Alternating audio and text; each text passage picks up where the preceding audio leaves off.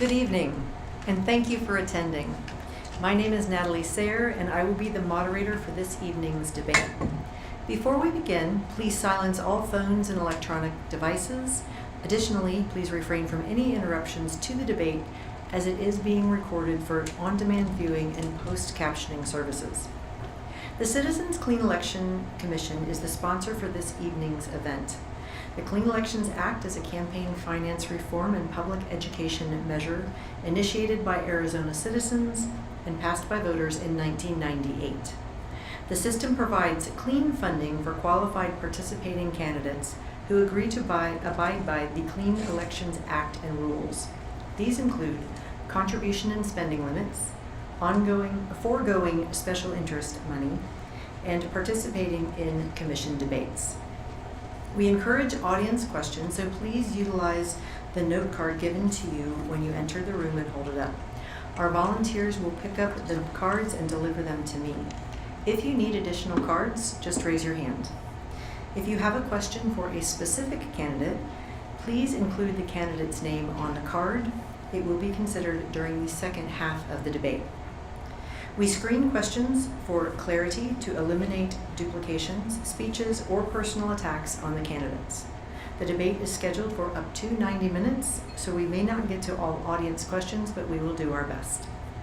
Tonight's debate includes 1-minute opening statements. The first half of the debate begins with 2 minutes to each candidate to answer the same question. After all candidates have responded to the question, the first responding candidate will receive an additional 30 seconds. We will rotate which candidate responds first.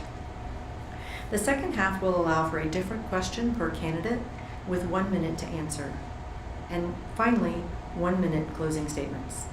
We ask that you remain polite to all of the candidates and give them a fair and uninterrupted hearing, no matter how strongly you may agree or disagree with what's being said.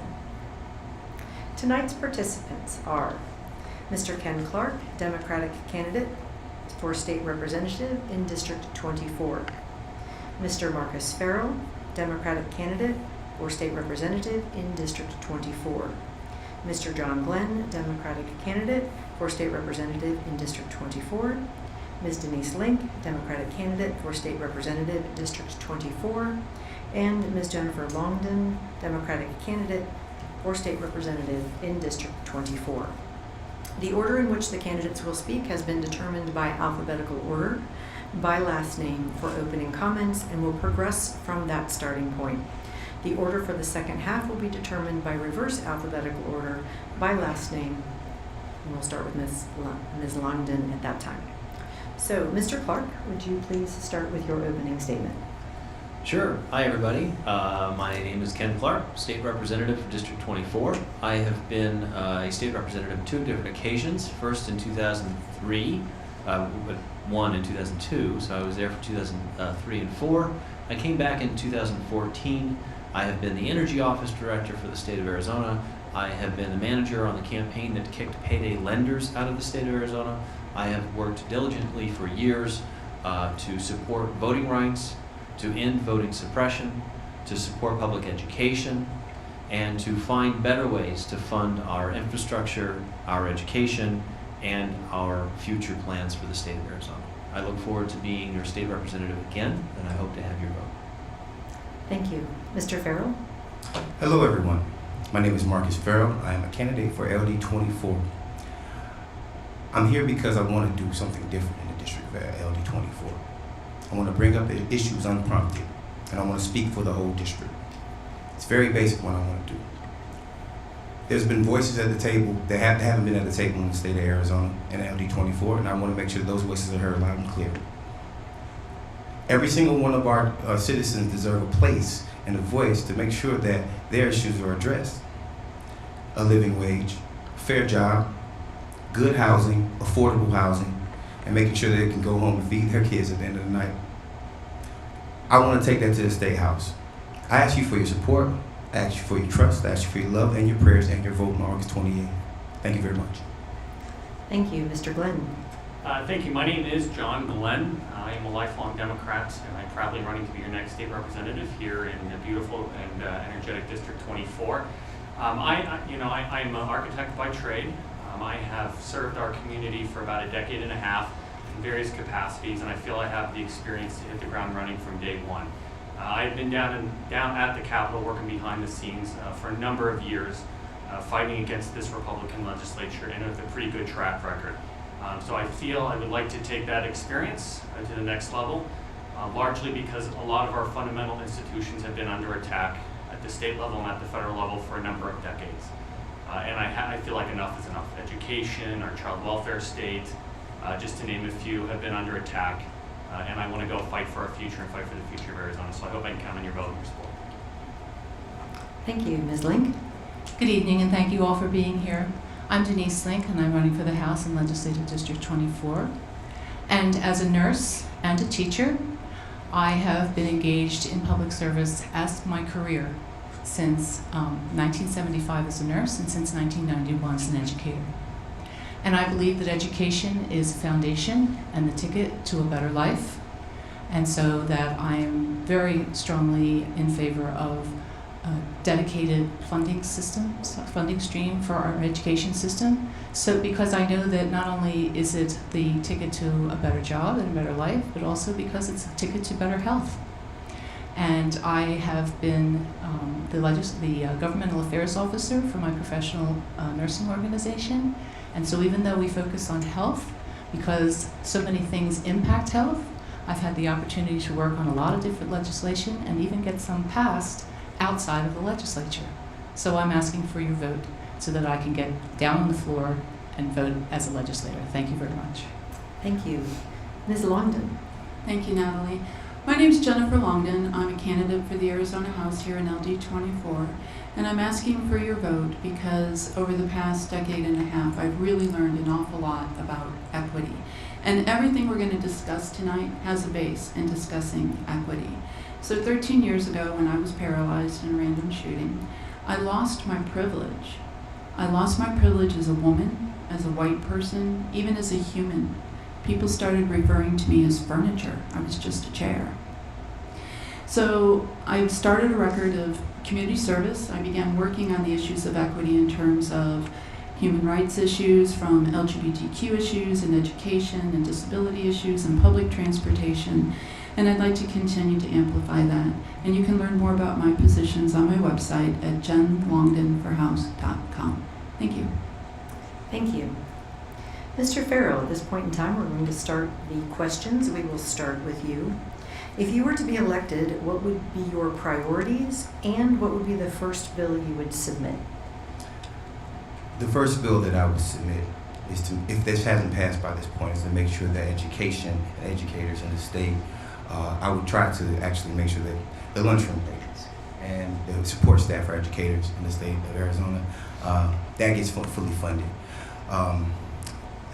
That will be shortly followed up by making sure that there are accountability for our police officers in the state of Arizona, and making sure that in the state of Arizona we have a full, transparent process when it comes down to people, equity in the police force. Thanks. Thank you. Mr. Glenn, same question. I think my priorities are always working hard for working class Arizonans, working hard for children and families, working hard for our vulnerable citizens.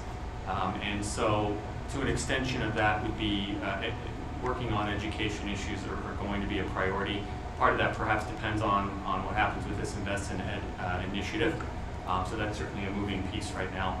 But those are my priorities. At the end of the day, I feel like I'm a Democrat because this notion and this idea that you make investments in people, you make investments in order to build a better Arizona. And I feel all too long we've been divesting in Arizona. So I want to flip that table, I want to turn that dynamic on its end.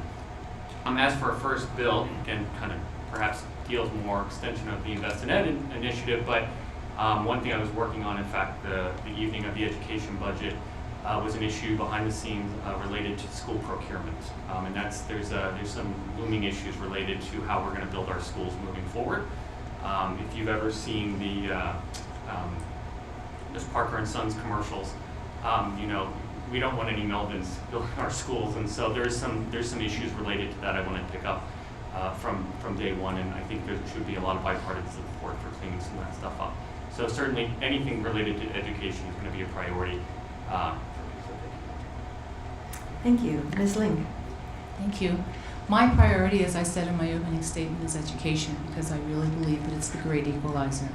So I would follow up on whatever comes out of this Invest in Ed initiative, and hopefully it gets on the ballot, but if not, certainly that would be the first bill that I would pass, something to do with the dedicated funding for education.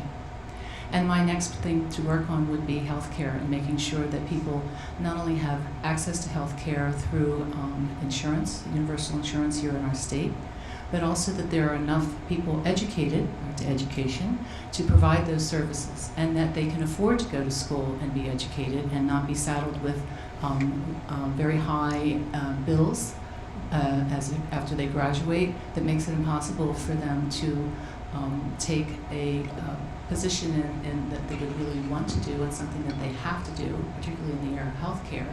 They go into a specialty area instead of a primary care area because they have these bills that they have to pay.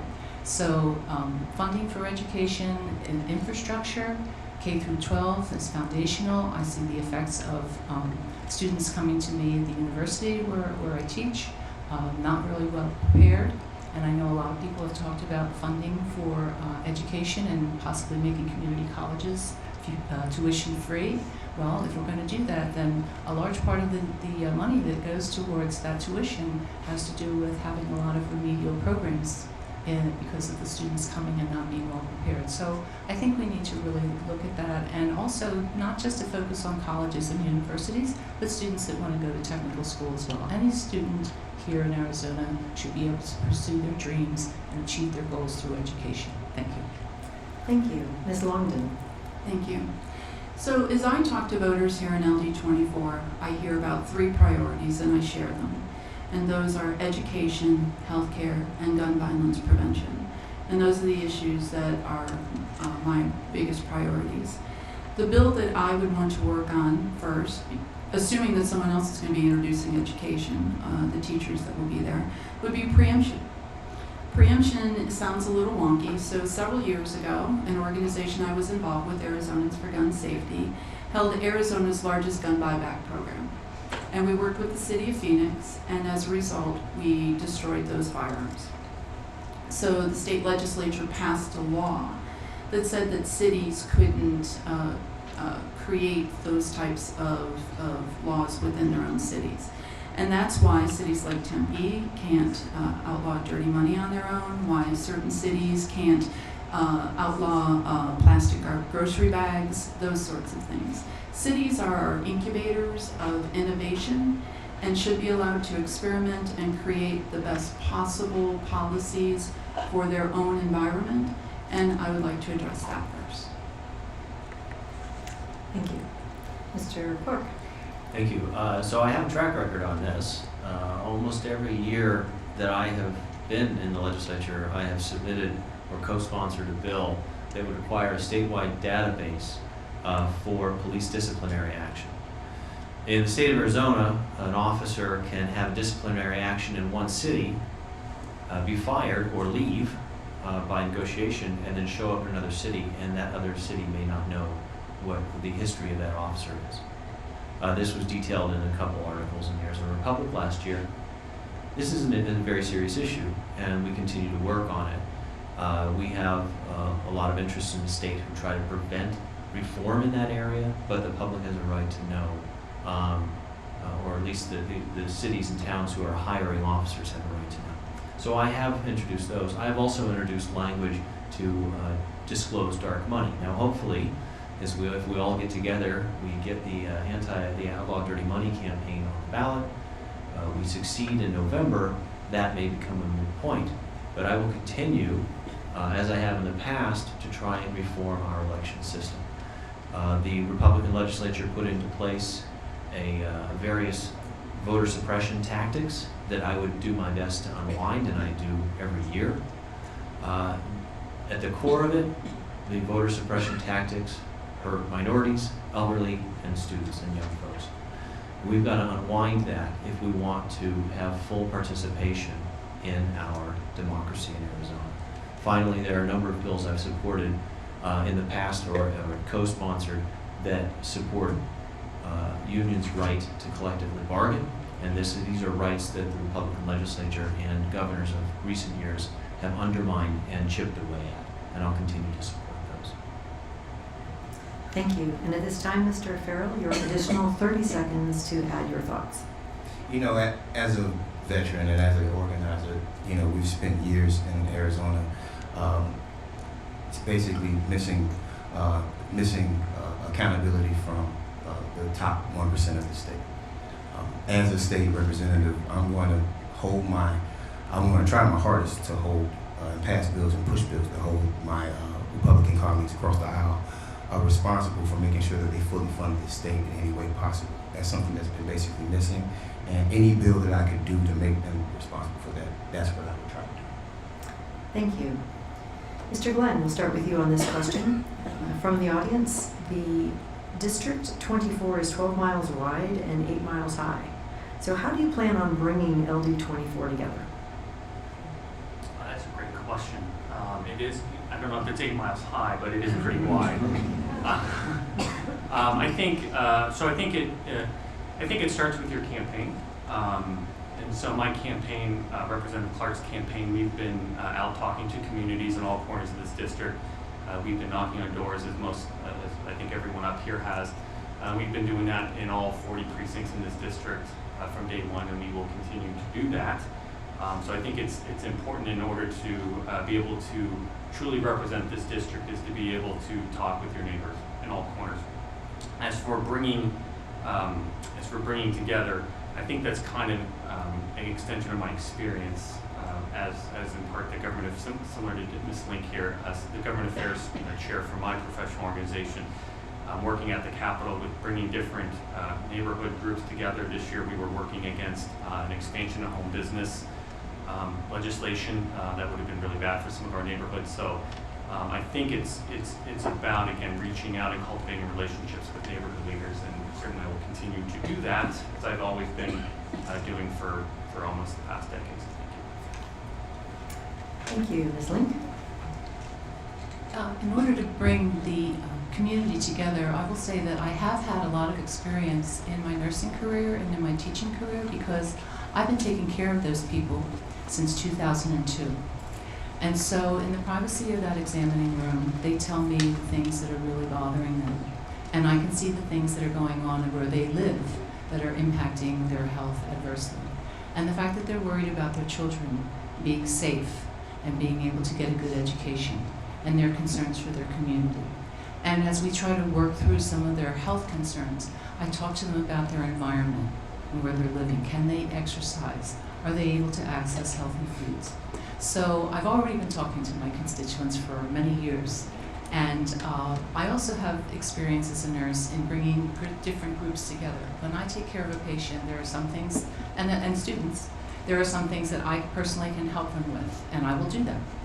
But there are other times when they bring me problems that are bigger than what I can do, or that need expert help. And then I bring in my colleagues. And so I can take those skills that I've acquired as a teacher and as a nurse in helping students and my patients and transfer them to the legislature and start to bring communities together and help them to solve their problems. Recognize that they have strengths, and then how can we put those strengths to work to make their community and their lives better. Thank you. Thank you. Ms. Longden? Thank you. I think we're going to continue to do what we've been doing, and that's going out into every corner of this community and talking to the people who live here and working on making sure that everyone feels that they have the ability to have their voice heard, and ensure that we create those opportunities.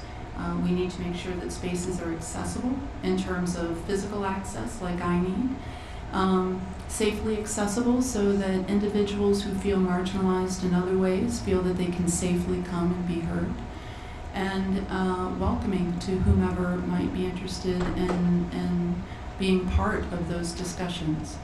Thank you. Thank you. Mr. Clark? District 24 has two very prominent private schools, Xavier and Brookings. It also has a large number of schools that are over 90% free and reduced lunch. We have a very diverse district, and we have many issues that other districts around the state, rural districts don't have. I believe at the time I've spent in office already, I've brought folks together in any number of events, trying to get the public out. I do my best to try to empower people so that they know that they can take control of their own political destiny in this state. I founded a conference with the help of some amazing people called We the People Summits. We had 3 of them, and they were designed to help empower people to go out and be involved in the system in a way that is meaningful for them, to educate them about how the system works. And in doing so, we brought people together from all different walks of life, who, in connecting with each other, gained abilities that they didn't previously have. I would like to see more of that happen, because once we get through this banner year, politically, it's not over. Arizona has a long way to go, and that's going to require bringing many different people together. Thank you. Mr. Farrell. You know, they say there's 5 seeds in Arizona. I believe in the 6th seed, and I call that community. And I knocked on 100 doors before I even created my platform in this community. Listening to what folks had to say from the historic districts to some of the more of the poorer districts of the district, all the way over to Scottsdale. I at one time served on the board of Willow. Not for a very short time, but I was on the board. I've also been a lifelong member of the NAACP. Having these 2 different types of experiences, and I'll say different because the representation, the folks who live on 44th and 34th Street, Thomas, they have trailer parks in this district. They don't say the same things that some of the folks in the historic districts will say, right? But they'll say something different also. We need to center other communities that haven't been centered before. I know it's a stretch. I know it seems like everybody has had their voice at the table, but they haven't. So my campaign, in action, in theory, has done something special, I believe. We have a diverse campaign of DACA students and African Americans and LGBTQIA community. And we've been speaking to those folks. We sent those folks to those same neighborhoods to speak to them. And I created my platform from that. And when I go to the State House, I plan on representing those interests and the interests of the folks that are on my campaign and in this district on a daily basis. Thank you very much. Thank you, Mr. Glenn. Your additional 30 seconds. Thank you for the great question. I think my experience is what will make me a good leader on this. An example of this, I currently serve on the Planning Commission here for Phoenix for the past 2.5 years. Whenever possible, I certainly reach out proactively when issues come up to community leaders and ask them and get their opinion on issues before I render an opinion on it. That's the kind of experience and leadership I take to the Capitol. Again, it's being proactive by bringing different community leaders together. And it goes to an extension of cultivating relationships that are built on respect and dignity. Thank you. I'd like to remind the audience to submit questions. You can actually submit directed questions as well, so that we have a full complement of questions for our candidates this evening. Next question, we'll start with you, Ms. Link. How can we keep our kids safe from gun violence in school? Violence in school is a very, very serious problem, and it's something that has been going on for quite some time. I think that our schools need to look at other areas where they have had the same problem and what solutions that they have come up with. I don't think the answer certainly is not arming our teachers. I think that perhaps primary prevention, which we employ in healthcare, might work in this kind of problem as well, where we reduce the number of guns in the neighborhood, or at least institute some common sense gun reform measures that will keep guns out of the hands of children. And because that's where some of that is coming from, kids taking guns out of their home and unsecured and bringing them into the school, which is something that should be fairly easy to fix. but then also to try to identify people in the community who probably should not have access to firearms and take measures to reduce their access to firearms, and know who those people are that have the guns, and make sure that they know how to use them and to properly care for them and to properly store them so they don't get into the wrong hands. Thank you. Thank you, Ms. Longden. Thank you. Specifically with regard to gun violence in schools, I think one of our answers begins with increasing the number of school counselors that are available. The number of gun violence situations that happen within schools tend to be suicides, although we're aware of the very horrific mass shootings that happen. They tend to happen in smaller, quieter numbers that don't make national news. So increasing school counselors would be really important. Raising the age for acquiring a firearm is something that we should really take a look at. We need to have serious discussions about raising the age to own a firearm to 21.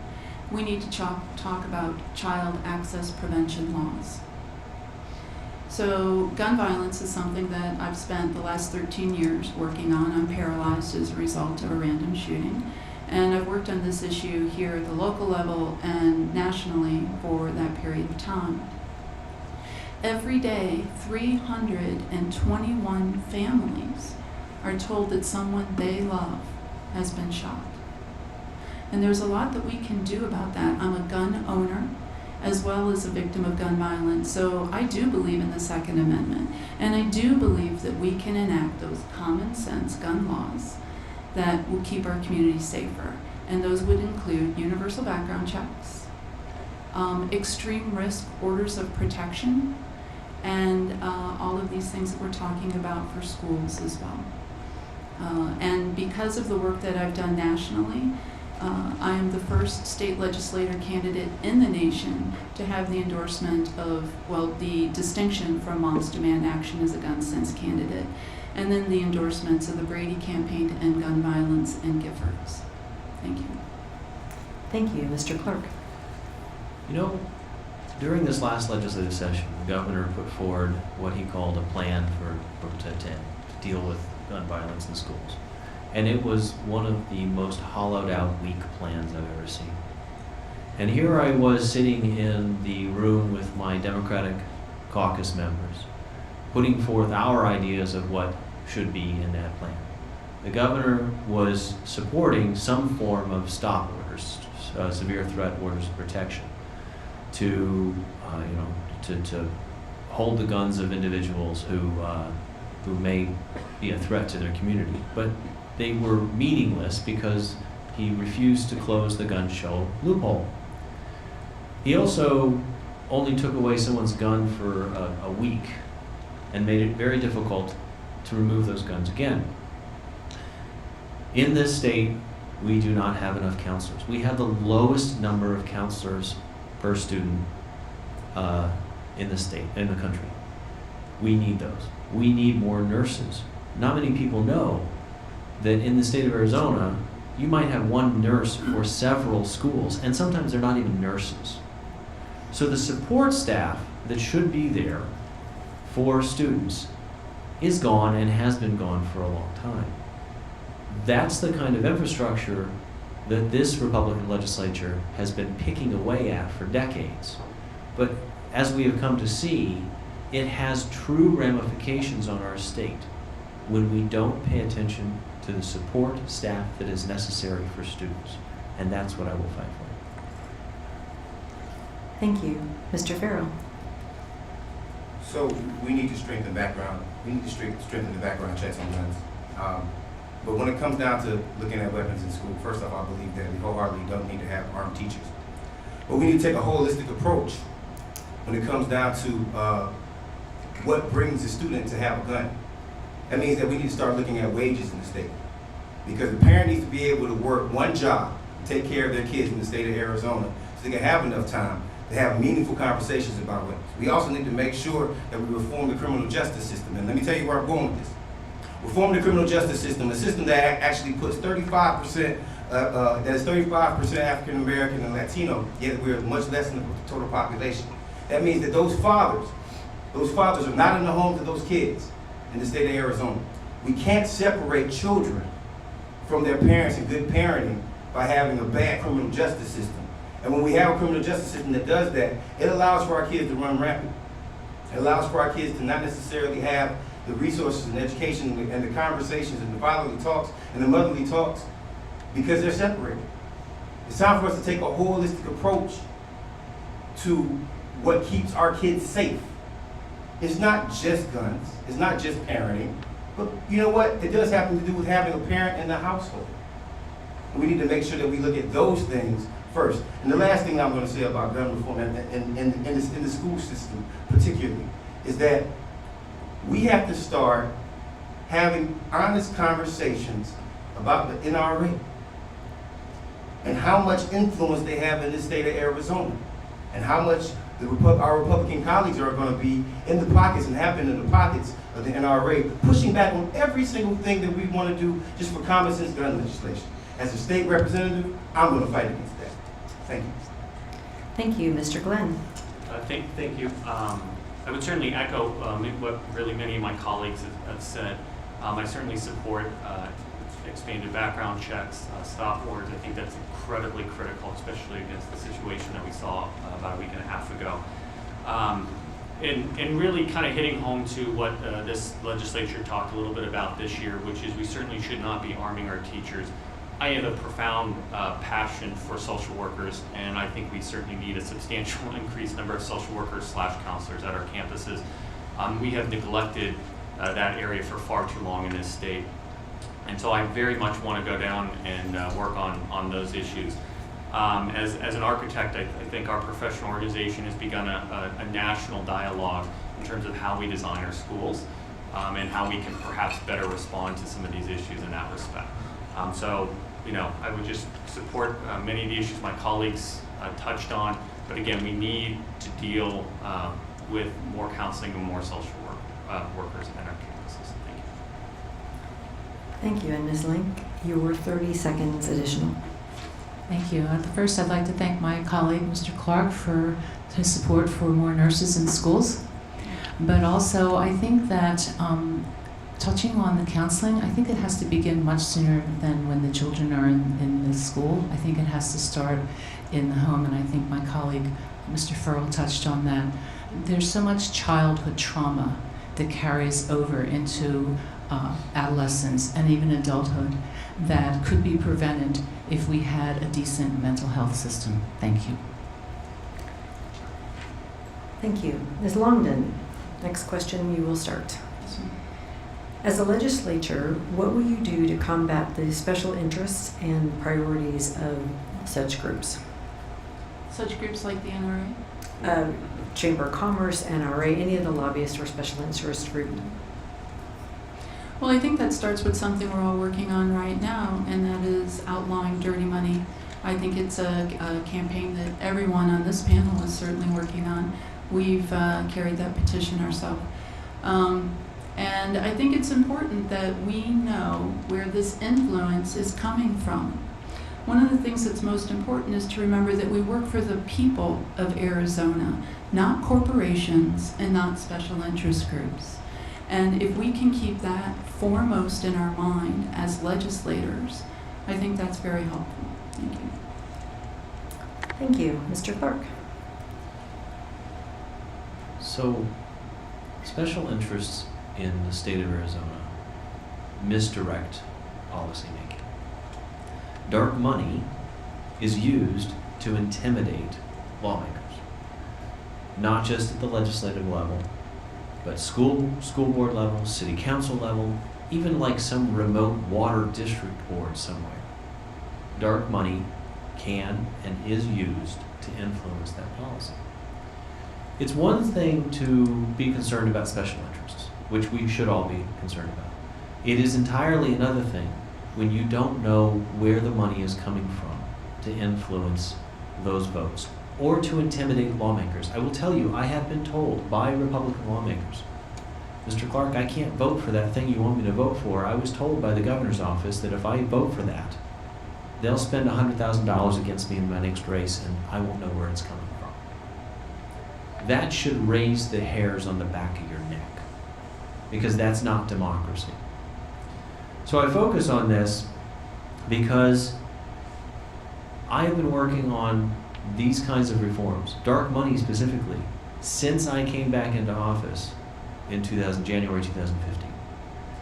We also have to look at a lobbyist gift ban. Lobbyists are allowed to give you small items. They do it. It's part of the culture, but we need to change that culture. It is a longer conversation to have, but it is something that we must have. And I was a Clean Elections candidate in 2002 when I ran. Then the Goldwater Institute came in and gutted the system almost entirely, and it made it almost useless to run as a Clean Elections candidate. Sorry guys from Clean Elections Institute. They really undermined it.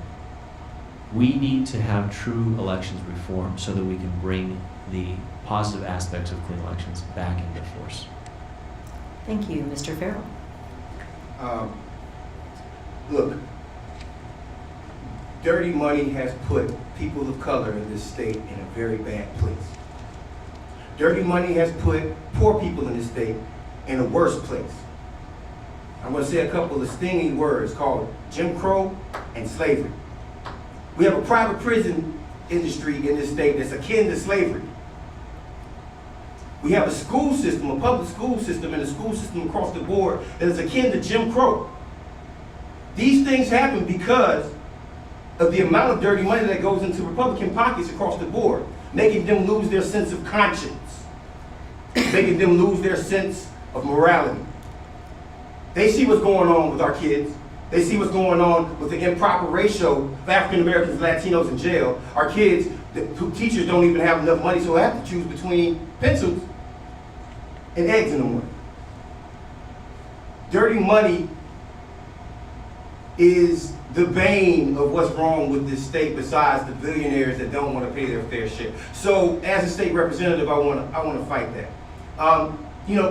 And here's the thing: when we start having bold conversations as Democrats about the effects that this money has, not just the ethos of it has on this state, that's when we're going to be in a better place. So I promise to fight dirty money as much as I possibly can as a state representative. I'm carrying the petitions. Everybody up here is carrying the petitions. I know every single Democrat up here is going to fight for it. I have a different viewpoint on when it comes down to the effects that dirty money has on human beings in this state. Thank you, Mr. Glenn. I think my colleagues have really hit this one home. So I think it comes down to simply transparency, and when you have anonymous corporate money, dark money, dirty money flowing into our campaigns, then you lack transparency. And so it simply comes down to the way I operate is transparency. And so I think we have to certainly refer, all of us are certainly circulating that petition. I think I've got about 8 or 9 sheets turned in or about to turn in. So I certainly support that initiative. We got to get that on the ballot. I think it's also in part accountability to the voters. What I intend to do as a legislator is continue an open dialogue with the residents of this district, because in part the bad legislation gets passed in the middle of the night. Let's be honest. And so, in part, by continuing a dialogue with with the residents of this district, and keeping them in a loop as to the process, what's going on, the things you're working on, I think that you can again cultivate those relationships and really get them to work on your behalf and kind of even the playing field against some of these special interest money. So I think that's what's really, really critical, because I think the residents of the district will stand up and fight for us and fight for me and fight for whoever my other seatmate is. But we have to engage them and we have to utilize them as a resource they are. So thank you. Thank you, Ms. Link. Well, I would say that I would carry over into the legislature my practice that I have followed since 1979 as a primary care nurse practitioner, and how I manage pharmaceutical representatives, and in my practice as a teacher, how I manage people who are representatives for book companies, and I base my decisions in terms of how I'm going to support and vote on legislation on research, hard evidence, and people who have experience with the issues who are not being paid to talk to me, share that experience with me, and also the people that are affected, that may possibly be affected by any legislation that I might be considering. Because there's a fact that we have taken a stand, many of us, in healthcare, that we will not accept anything, not even lunch anymore, from a pharmaceutical representative, because will influence your decision on how you prescribe a medication. Because if it didn't matter, they wouldn't spend billions of dollars to do it. When I choose textbooks for my students, I review the books myself and look to see that the authors are reputable and the content is going to be something that's going to support them, not just for my course, but going forward in their profession. So again, I don't see any reason why I would change that approach, and I would carry those skills right into the legislature with me. Thank you. Thank you. And Ms. Longden, your additional 30 seconds. Thank you, Natalie. So 2 very quick points. First, when the Supreme Court said that money equaled free speech, if special interests want that speech, then they need to be able to stand by it, just like every other citizen. That's one of the things that I think that we need. And I think another thing that's really important is I've heard time again that legislators can't vote their conscience because of special interests, because they won't be reelected. And I'll tell you, if I take a principled stand and I'm not reelected because I took that stand, I'll go down swinging for it. Thank you. At this time, we will transition to the second part of the debate, where each candidate will receive a separate question with 1 minute to respond. Remember, you may still submit questions via note cards and direct them to specific candidates. So the first question will be for you, Ms. Longden. Yes, ma'am. The LD24 has a population experiencing homelessness. How can we get them help? So I volunteered for quite some time with Project Connect, and the first question I would ask as an intake volunteer was, where did you sleep last night? And I think that what we need to work on is housing first initiatives, because one of the things that our policies do is we criminalize health issues that ultimately lead to homelessness, mental health issues, addiction, chronic health issues that cause people to lose their jobs. So if we can stabilize people in supportive housing, we can then work on the other issues that may be leading to those issues. Thank you. Thank you. Ms. Link, how can we get rid of tax exemptions for the rich and for businesses? I think that the first thing we have to do is look and see what those tax exemptions are and how I would have to learn how historically they got into place. And then, is this something that is really benefiting the state? Or is it something that's, again, another special interest giveaway? And then to begin to work with my colleagues on how to reverse some of those exemptions that don't seem to stand up to scrutiny. Anything additional? No. Okay, thank you. Mr. Glenn, this is in the last election cycle, the Arizona voters voted in increased minimum wage as well as mandatory paid sick time. What impact do you think this has had on small businesses? Great question. I think it's, well, one, I supported Prop 206. And so I think we first want to, let's take a minute and reflect on the positive impact it's had on a lot of working class families here in Arizona. So that is a seminal issue. I've heard from a couple small businesses that have struggled responding to it, but I think for the most part it's been pretty robust. I mean, we've seen a lot of new small businesses open up in the past year and a half in this district, and so yeah. I think it's been a great asset to our state. Okay, thank you. Mr. Farrell,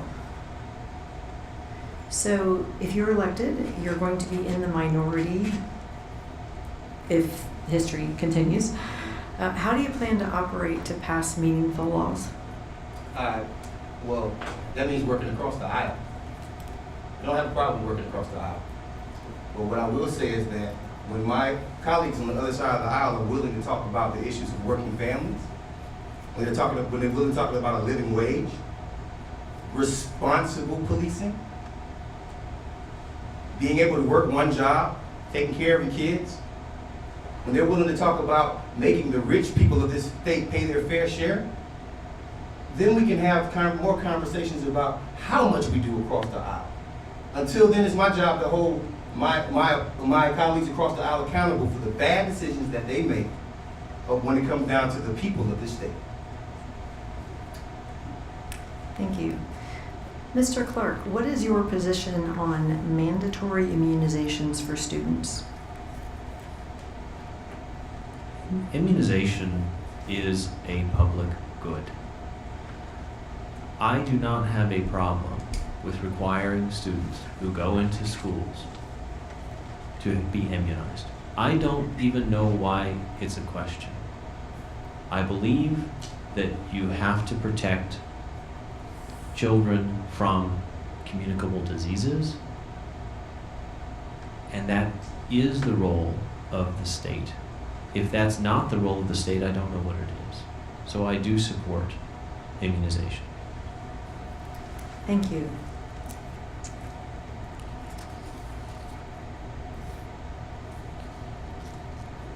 One moment, please.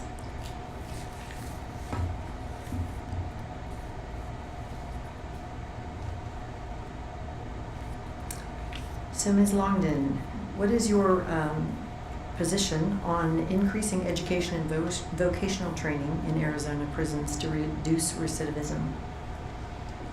Increasing education in prisons to reduce recidivism? Mm-hmm. I would support that very much. I think that within the prison system, we have a number of issues. First off, the Department of Corrections is the largest supplier of mental health services in our state. So many people who are in the prison system really haven't done anything exceptionally criminal other than be ill. So anything that we can do to support them and building the skills that they'll need in order to come out and live productive lives would be important to me. Thank you.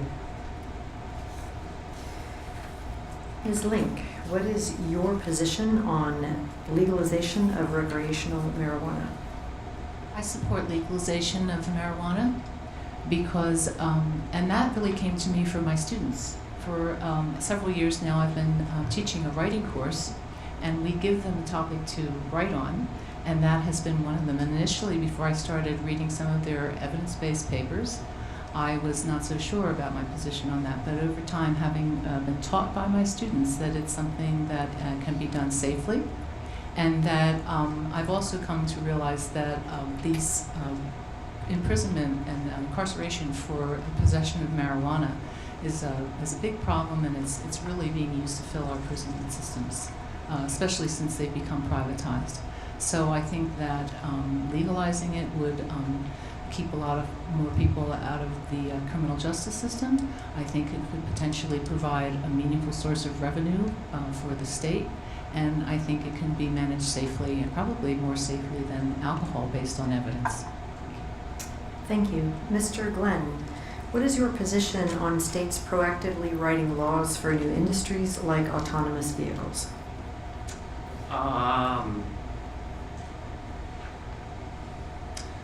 So we've seen a mixed bag on the autonomous vehicles. We have Waymo, who's an operator right now, that I think has a pretty good track record from what I understand. And then certainly we've heard of the horror stories of Uber last month, I believe. So I think it comes down to, we certainly want to be on the cutting edge of technology. I think is going to be critical if Arizona to build a more modern 21st century economy. We need to be on the front line of this. But we also need to make sure we have proper and respectful government oversight and regulations on these matters so we can prohibit situations as what unfortunately transpired in Tempe.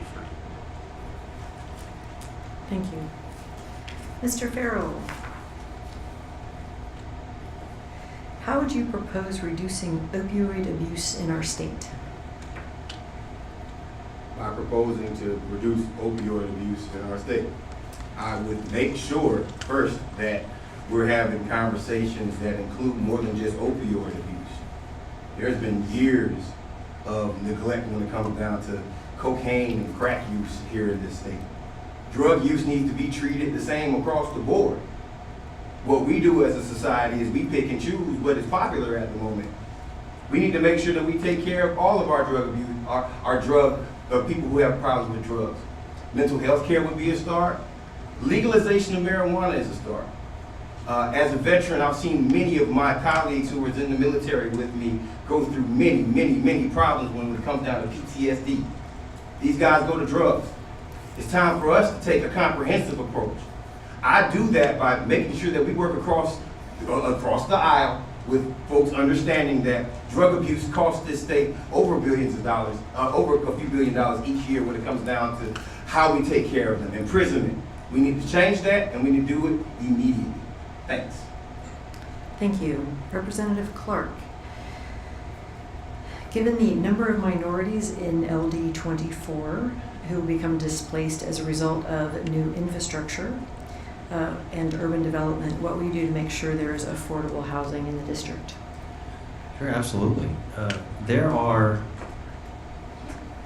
me just say, I think the city of Phoenix made some mistakes, and they were such a rush to build apartments. They built them, took away a lot of good available land that could have gone to low, moderately priced, not only a rental apartment, but also owner-occupied, thus pushing out people away from where they work.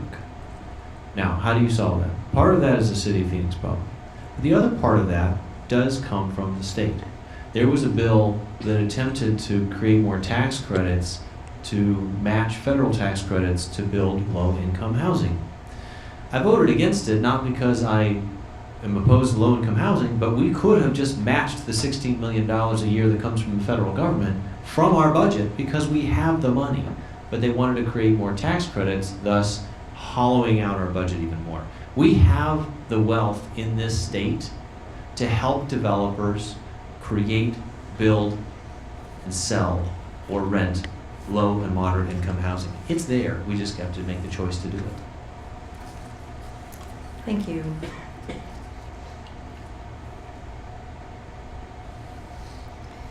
Ms. Longden, the topic of free community colleges has come up on the panel tonight. So how would you propose to fund free community college education? Thank you. I certainly support free community or college educations. My own son is 26 years old. He's the product of Arizona Public Schools. I am the only parent in this group who raised a child through Arizona's public school system, so I'm very invested in it. But my son has two bachelor's degrees from ASU, go Devils. But he wanted to go on and earn his his master's degree. He wanted to serve as a sociologist. But because he can't afford the education, he can't serve the people that he wants to serve in the way that he should. So I think we need to look at alternative revenue streams like legalizing marijuana, like balancing our tax structure so that corporations pay their fair share. And it always comes down to being balanced, that we have to look at the people that we serve rather than the corporations and the special interests. Thank you. Ms. Link, what are your views on the taxation of digital goods?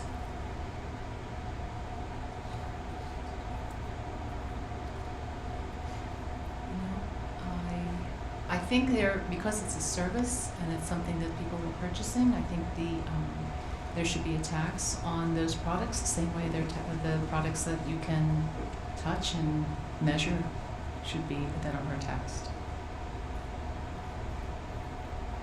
Thank you. Mr. Glenn, in light of recent news about forged petitions, how will you ensure that your petitions are legit, and did you collect them yourselves or did you hire a company to do that? I circulated petitions with Representative Clark. We did not retain or hire anyone to do it. I don't know how many we submitted, about under 1,400 signatures. So I verified them in the voter file myself. So I guess to answer your question, I mean, they're legit. I mean, we circulated them knocking on doors. So so I think it's just about, the candidate doing the hard work themselves and finding, Thank you. Mr. Farrell, if elected, what steps would you take to continue diversifying Arizona's economy, and what industries or sectors would you focus on? I'd start first with the marijuana industry. Currently, Arizona has 5,000 jobs for the medical marijuana industry. If we were to legalize marijuana in the state of Arizona, we could increase that by 7,000 more jobs. That's money that's jobs that are looking at us in our face. That's money that's looking at us in our face. We need to also start looking at, believe it or not, with all the sun, clean energy jobs. Yeah, that's something that we haven't focused on as a state. We have more sun than any other state in the nation, yet we're somewhere, we're, I think, 5th or 6th when it comes down to solar power jobs. That needs to change. So how about this? How about let's start with, instead of what jobs are going to come to the state, how about let's start with the job that we could potentially already have in the state? Thank you. Mr. Clark, in light of recent events in the legislature, how would you help reform the current environment to address sexual misconduct allegations? Oh, I'm glad you asked that. So I was there for the vote to expel Don Shooter. And as disgusted as I was by his behavior, a vote like that is not something you should ever look forward to, because it means there was a failure in the system. And I was there as part of the policy was put forward, the new policy from Speaker Mesnar. I hope to see that policy adapted and reformed so that there is a way for somebody who believes that they have been harassed to address their accuser privately with the help of attorneys at the Capitol, so that we can try to, at the same time, stop events like that from happening again, but also create a teachable moment for the people who are involved. I think part of the problem at the Capitol is that it is stuck in an era where you are not required to be held accountable. And I want to put into their new policy ways that people are held accountable and that we can continue to reform and bring justice to people who believe they are wronged. Thank you. This will be the last round of questions. Ms. Longden, what is your position on in-state tuition for DACA, the Deferred Action for Childhood Arrivals, DACA students, and if you are for it, how would you fund it? Absolutely, I'm for it. Every child, every student in our state should have that opportunity, and DACA students are no different. And along with that, we need to ensure that there is a pathway to citizenship so that we quit having these questions about whether or not they're entitled to an education. And again, I would fund it by looking at these revenue streams that we need to, by balancing corporations, making sure that corporations are paying their fair share of their taxes, which currently they're not. Middle class taxpayers are paying the burden of those taxes. And looking at unique new revenue streams, again, like legalizing marijuana. And also things like talking about how our school-to-prison pipeline costs us money, how gun violence costs us money in this state, and if we tackle these issues, there'll be real savings that we can put where it needs to be. Thank you. Thank you. Ms. Link, what is your position on the idea of giving more power to the individual states and granting less power to the federal government?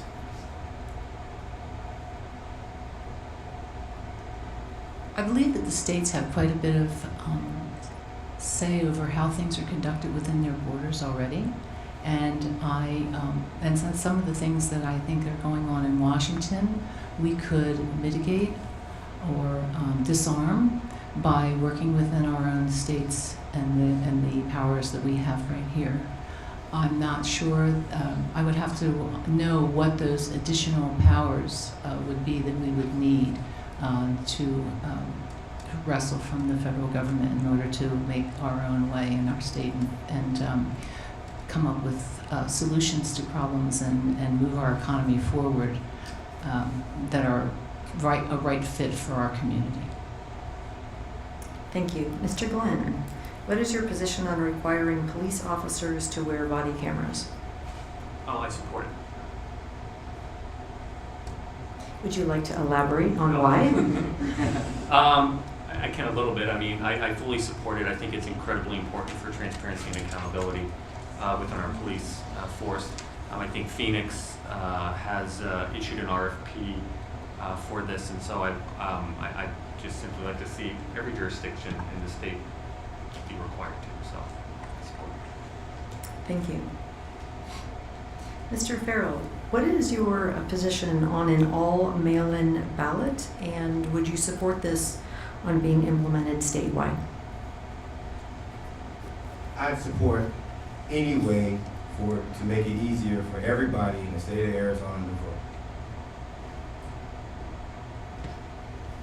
So if that's a mail-in ballot, so if that is a mail-in ballot, so if that is automatic registration at 18 years old, so if that is having your mailman come by and knock on your door and say who you voted for today, whatever we can do to expand our voter rolls, whatever we can do to fight the current thought process to stop this current administration and this current state from purging people off the rolls is mandatory. So more than just mail-in ballots, it's more so the ethos behind it.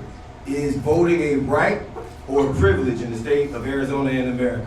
And I personally believe it's a right. Thank you. And finally, Mr. Clark, let me just get the wording on the question right. You're afraid? It's not that scary. You gotta get the wording right, I don't know. All right. The Medicaid program, what is your position on expanding the Medicaid program in the state, and what improvements would you make to the program for it to be more cost efficient?